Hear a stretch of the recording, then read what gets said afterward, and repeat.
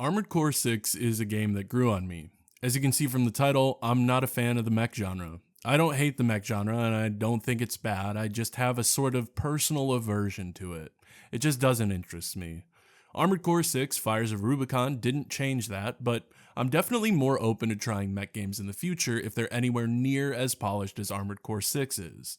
I know a lot of people are of the mindset, why play something in a genre you don't like? That's a surefire way to be biased and hate on something. And to that I say, leave no stones unturned, my friend. The gospel of From Software hath delivered upon us a mech game, therefore a mech game is what I shall play. I mean, that's really all there is to it. I'm willing to try anything from Software these days because they've built a level of trust that's rare in the industry. So I played it. I finished my first playthrough of Armored Core 6 in 11 hours. It's a game that I didn't enjoy very much at the start, but by the end I was sold. This video is going to have some visual spoilers up until chapter 3 like weapons, mech designs, and bosses, but as usual I won't spoil anything in the story, leaving you to experience that on your own. If you want to experience Armored Core 6 Fires of Rubicon completely spoiler free, this is your warning to step out now. This is Armored Core 6 through the eyes of someone that doesn't like mechs. Like most of From Software's games in the last decade, you're kinda just thrown in. It's an actual tutorial mission this time though. You're provided with a mech, learn the ins and outs of movement and some basic combat, and at the end of the tutorial you get that familiar sting of difficulty spike as you take on the first boss encounter of the game. I died once here, because I still wasn't playing Armored Core, I was trying to play it like a Souls game, and it's not that. So, I played the way you're supposed to, and I stomped that helicopter into the ground. I played through Chapter 1, beat the Chapter 1 boss on my second try, and at this point I was severely underwhelmed. The missions were short, and I liked that. Nothing overstayed its welcome, but I was getting kinda bored. I was stomping out all the little mechs no problem, it was mission to mission, just speedrunning to get to the next little comms cutscene, and hoping to find another boss. I wasn't expecting a Souls-like game here for the record.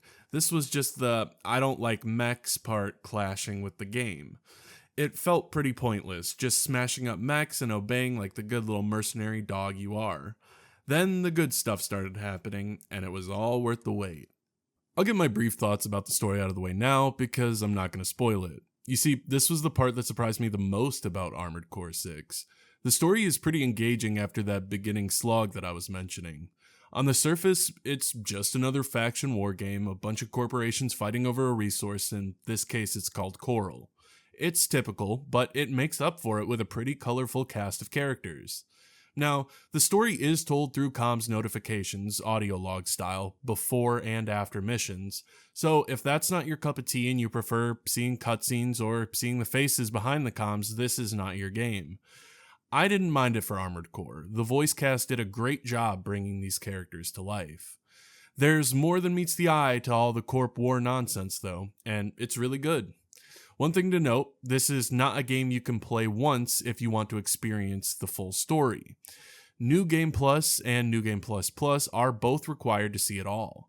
There are choices in this game, and both New Game Pluses add additional missions and choices that are not present in your first playthrough. It's fucking cool. But yeah, I won't spoil it, just has to be mentioned in case you beat it and you're wondering why I thought it was so cool. It's not particularly groundbreaking, but the presentation carries it quite far. This part surprised me. I wasn't expecting to actually like the story in Armored Core 6, but it was a good time. But the majority of Armored Core 6 is not the story. This is a mech game through and through. You're going in, doing missions for the corporations, and stirring up trouble in every way possible. The mission structure is surprisingly pretty varied, whether it be destroying everything in your way, surveying an area and collecting data, defending something from oncoming waves of baddies, or just fighting a boss. There are even some kinda stealth missions, but those are rare. The point is, there's a decent bit of stuff to keep you occupied. At the end of the day, you're still mainly just destroying mechs, but that's what you're here for. I just wasn't expecting some of the missions to be a bit more chill, and I actually really liked that. Honestly, I wish there were more missions where I could just drive my mech around and explore areas. I know it's not that type of game, but the movement in Armored Core 6 is absolutely fantastic. No clunky mechs here. It is an absolute joy to control the AC units in this game. It's fluid, intuitive, and vertical, making for some incredible flow. Not all mechs move the same, but they all feel good to control in their own unique way. Even my main build, the one I stuck with for the entire game, it was a tank, but it still moved so fast I didn't care about the bulk. It didn't hurt the movement experience at all. Your only limitation being we'll just call it stamina for the sake of the video. Your stamina is directly linked to your quick boost, ability to ascend, and your assault boost.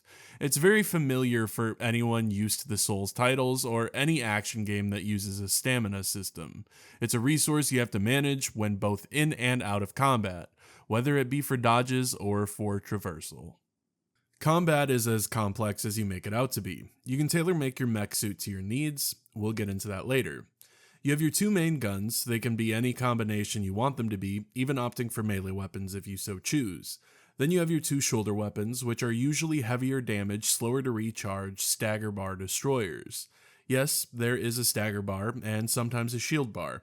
It's best to pepper an enemy with as much as you can to nuke that and put them in a vulnerable state to blast them with everything you've got. That's where the shoulder weapons come in. You can also opt for shields, but I didn't mess with that. There are moves that are specifically tied to your body part choices for your mech, but as a tank, that pretty much just meant I could crash into enemies and do a bunch of damage. There's a lot of variety in mix and matching that makes combat a treat to engage with once you start getting some parts unlocked. Aside from the nitty-gritty of all the different options, combat is pretty simple. It's a well-made, fast-paced dance, using everything at your disposal while managing ammunition and making sure your movement is on point to avoid incoming damage. There are no iframes in Armored Core 6, so you have to make sure you're on point with those dodges or be tanky enough to take the hits. You don't want to risk losing one of your 3 repair kits early in a level, because you don't know what's waiting for you later on. Some levels will drop a resupply, usually meaning a boss is ahead or at least a tougher battle, but you can't rely on these in every mission. Armored Core 6 Fires of Rubicon was a relatively easy time for me. There's nothing too challenging in the game. Preparation and mech builds play a major role in that, but you'll still need to learn some patterns to deal with the tougher enemies in an efficient way, and even more so to not get whomped by one of the bosses. It's not an easy game, but it's also not hair-pull inducing rage bait. Most of the bosses I beat first or second try, the only exceptions being one relatively early on, and the final boss. This is not a bad thing, but I know some might make it out to be. The good part is that you can give yourself a more challenging time without much hassle. You can just change your mech up. It's not like a Souls game where you need to find a specific finite item to respec your entire character. Nah, you can just back out and or do it mid-mission. This is a fantastic feature from a design perspective. This allows players that are having an easy time, like myself, to impose a challenge on themselves, without much of a punishment. On the other hand, players that are struggling are also not punished for it. They can fix their mech up to be better prepared for a specific fight they're having trouble with. Just really top-notch stuff. For the sake of the review coming out in a timely manner, I stuck with my tank boy the whole time, but I've been switching things up in my New Game Plus runs to challenge myself a little more. Once I unlocked a lot of the customization options, the combat really clicked with me. I started to truly enjoy jumping in missions and taking on the tougher enemies. All it took was being able to play my way. That's the best part about Armored Core 6's gameplay. You can play how you want, and you might have to work more or less for wins, but it's never impossible. So we can talk about the customization now. You can change every part of your mech. Your guns, shoulder guns, head, torso, arms, and legs. There are some additional things you can change up like boosters, your generator, and then some additional chips you can slot in for various effects. I opted for terminal armor. It protected me when I hit 0, allowing me to maybe get those last few hits on a boss before dying. You can also paint up your mech with tons of pattern options, glosses, even weathering on the mech. There are decals you can slap on your mech in various places and even upload your own or use ones that other people have made. I spent a decent amount of time here, changing up my paint job and aesthetic of my mech quite often. Love the customization here. The thing I was most surprised about is that it's less intimidating than it seems. There are bars telling you where you're at and how the part compares to what you have on, but the feature I absolutely love is being able to watch a video of how weapons work before you buy them. Seriously, why do more games not implement something like this? When picking the right tool for the job is very important, it's amazing to not have to worry about spending your credits on something that you're not going to like or use. I seriously love this feature. There's a lot to play around with in the customization, so you'd be doing yourself a disservice to not engage with it. It's half the battle. There are some little extras to talk about. First off is training. You get access to these pretty early on, and going through them is well worth it. Not only do you get parts for your mech, but you also get to try out some different mechs without needing to build them yourself. I really like that they didn't just put you in these training missions in your own mech. It shows you what your mech could be, along with letting you decide if you like that playstyle or not. Then there's the arena mode. You get some AI PvP fights, one-on-one style. I liked these, but I was able to nuke every single one on the first try. One almost got me, but they were in the B ranks. The S ranks, which are supposed to be the best of the best, I absolutely destroyed. It didn't feel like the ranks were properly distributed, but it was still a cool set of fights nonetheless. There are a lot of these, and you unlock them as you progress through the main set of missions, and they're a nice little break from the main action and a good way to test the mettle of your mech. There is PvP, but I haven't tried it yet. Quite frankly, I'm a little intimidated by it. I already know that my ego is going to get slammed into the ground by the AC pros, and I'm not quite ready to let that little guy go yet. I will soon, but I'm hoping to queue up with some friends once they have their mechs fully kitted out. Finally, I'll talk about the graphics. I saw a lot of people saying the game looked like poop, but I just don't see it. Yeah, it's a dreary, gritty corporate dystopia, but they still managed to throw in some color when it counts. I loved some of the later game locations as well. The gameplay speaks for itself in Armored Core 6, but the graphics are by no means bad. I don't get that take. And visually, the mech designs look really awesome. I also had no problems with performance on the PC version, and that matters to me far more than the graphics do.